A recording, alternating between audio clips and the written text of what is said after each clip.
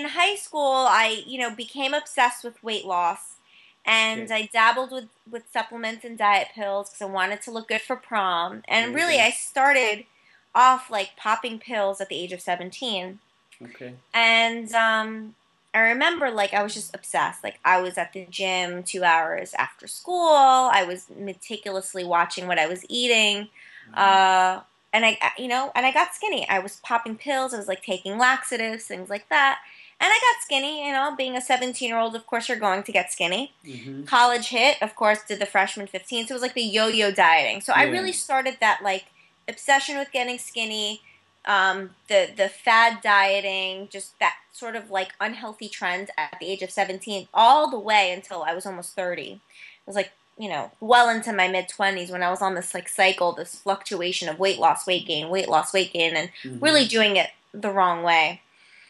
And so I graduated college, graduated, graduate school, worked in corporate America.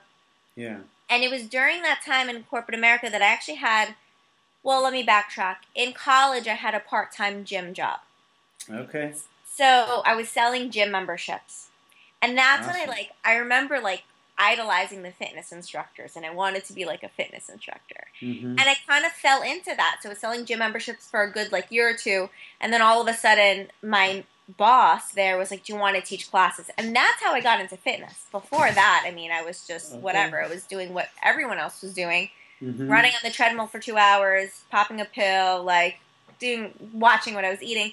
But I started teaching classes when I was, 21, 22 years old. So prior to that, everything was cardio based. Prior to that, everything was cardio based, and it still was when I was teaching because I was Okay. teaching like step and kickboxing and Okay. like dance based workouts and things like that. It wasn't until I got older that I got into strength based workout. Mm-hmm. Love it now, but so back then, I was going to school, teaching these classes, really fell in love. Um, but I had this idea that um, I had to look like the trainers or I had to look like the fitness instructors. So I was basically um, trying to compare myself to other people. Yeah. Yeah. Went to work, worked corporate America, did my part-time gym gig where I would teach before work, I would teach Okay. after work, right? Like I would teach 6 a.m. classes, shower, go to work, teach, 6 p.m. on to like 9 p.m. And this is Wow. every day. So you're teaching. So when you're teaching, you're exercising, right? You're Exactly. yeah. Yes. So Yes, I that's was. 3 hours of workouts, something like Two that. to 3 hours a day. Uh-huh. Okay. Easy. I mean, granted, you're when you have your mic set on. I mean, sometimes you walk around. There's ways to cheat out of it, Okay. instead of doing the whole hour. But Mm-hmm. you're still moving. Like you have to demonstrate your, especially with a cardio based workout, like something like kickboxing, which I still teach now and I love. I'm doing that full hour because if you don't, they don't know what they're doing. Yeah. Like, Yeah.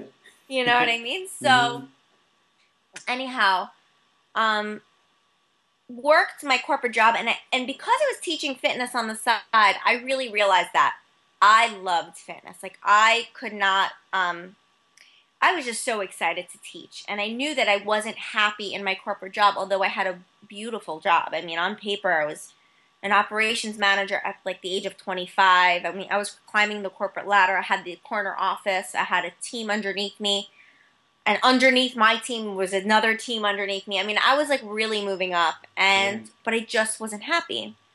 Mm-hmm. So I quit. I don't know, like I just Wow. quit at the age. I think I was 25 at the time, Yeah. So you're and feeling pretty strong about fitness then to quit that, yeah, right? I loved it so much, and I still I really I'm very passionate about this industry. And so I quit and I started teaching full time.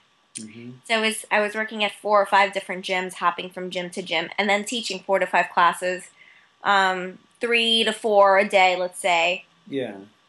At that time, I was teaching 17 a week. Okay. That's where really, so that's where just things got worse, like mindset wise. I was determined to look like the models on the cover of the magazines. Mm-hmm. determined. I mean, I wanted to look lean. I wanted to look like a Victoria's Secret model. I wanted to look like the girls on like the running magazine. I wanted to be lean. All right. Yeah. And what didn't help was, I had certain bosses that would, pinch my fat and be like, "Oh, you'd be perfect if Wow. you Okay. lost," and I was working hard. I mean, I was physically moving my body like 2 to 3 hours every day, Yeah. at Yeah. least. And I was watching what I was eating, and I was running myself ragged Mm-hmm. trying to make a living teaching group fitness. I don't know if you know this, but group fitness instructors do not make a lot of money. Right. Or Yeah. like $20 a class, maybe, Mm-hmm. 40 if you're really good. And of course, I was starting out, so of course, I was making 20 to 30 on average a Okay. class. Okay. So you had to train. You had to do a lot of them. Yeah. You had to do. Yeah. I mean, and at that time, it's when I started my blog. It's when the Fit Femme was born. But it's funny because then the messaging of the Fit Femme was really like, girls, let's get skinny. Let's get you the six pack. And